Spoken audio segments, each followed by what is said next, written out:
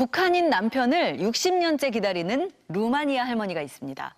이 러브스토리에는 우리가 모르고 있던 6.25 전쟁의 비밀이 있다고 하는데요. 네, 6.25 70주년을 맞아 개봉하는 영화 김일성의 아이들의 그 비밀에 답이 있다고 합니다. 화면으로 함께 하시죠. 6.25 전쟁 70주년을 맞아 두 편의 영화가 개봉 소식을 알렸습니다. 동유럽으로 보내진 북한 전쟁 고아들의 이야기를 다룬 김일성의 아이들. Приятелки, моята приятелка се казваше Ким Гун-сун. Скъпа приятелко. бъди жив и здрав. 왜 동유럽 할머니들은 어린 시절 북한 친구들을 그리워하는 걸까요? 두 번째 영화는 실향민 아버지의 삶을 담은 바다로 가자. 왜 그렇게 보고 싶었는데? 사람이니까 행적을 찾아야 되고. 역사의 소용돌이 속에 휩쓸려버린 평범한 사람들의 이야기. 두 영화를 통해 그 속에 피어난 애틋한 메시지를 만나봅니다. 먼저 실향민 아버지의 삶을 기록한 다큐멘터리 영화 바다로 가자입니다. 예전에 사진도 많이. 영화 감독인 딸이 9년 동안 아버지의 모습을 카메라에 담았습니다. 거동에 불편이 없으셨고 운동도 자주 하셨다. 한반도 남쪽 끝 부산 앞바다. 이 바다를 따라서 아버지의 마음은 북녘 고향 앞바다에 닿아 있습니다.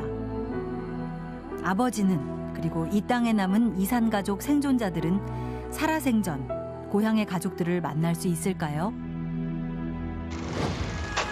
두 번째 영화는 김일성의 아이들입니다. 10여 개의 국제영화제 본선에 진출하면서 국제적 관심을 받고 있는 이 영화의 시작은 러브스토리였습니다. 북한인 남편과 좀 만날 수 있도록 좀 도와달라는 루마니아 여성에 관한 제보를 받았어요. 그래서 이제 루마니아로 날아갔죠. 러브스토리의 주인공은 루마니아에 살고 있는 미르초유 할머니. N-am fi îngrijit ca pe un copil. Nu mai suport. 그녀가 무려 60년째 기다리고 있는 남편은 북한 남자 조정호 씨. 당시 19살 조선인민학교 교사였던 미르초유 할머니는 조선인민학교 교장이었던 북한인 남편과 사랑에 빠졌습니다.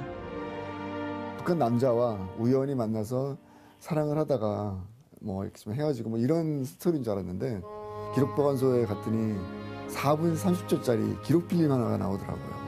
스크린에서 이제 영화를 보는데 아이들의 모습이 나오는 거예요. 조선인민학교 학생들은 바로 북한에서 온 전쟁 고아들. 이 러브스토리의 숨은 비밀은 바로 한국 전쟁이었습니다. 한국 전쟁으로 남북에 남겨진 고아는 약 10만 명. 남과 북은 각기 다른 방식으로 고아 문제를 해결했습니다.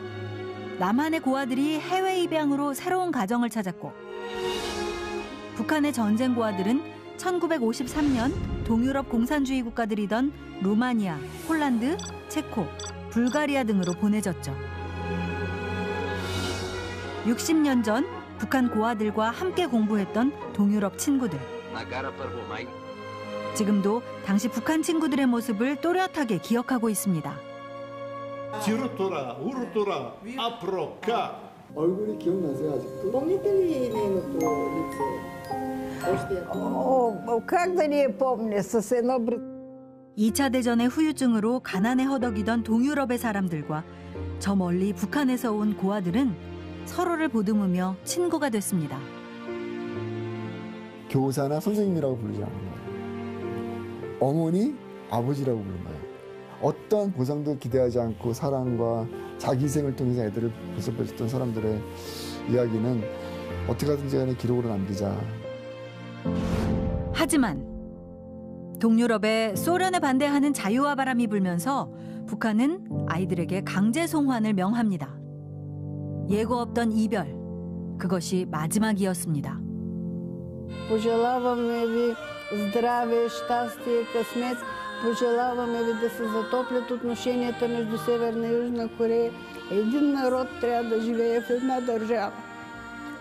이 한국 전쟁의 역사를 그냥 잊어버려야 되는 어떤 그런 역사로 기억해 주시지 않았으면 하는 그런 바람. 그 역사 속에서는 아직도 우리가 발굴해야 되고 알아야 되는 그런 비밀들이 아직도 많이 간직되어 있다.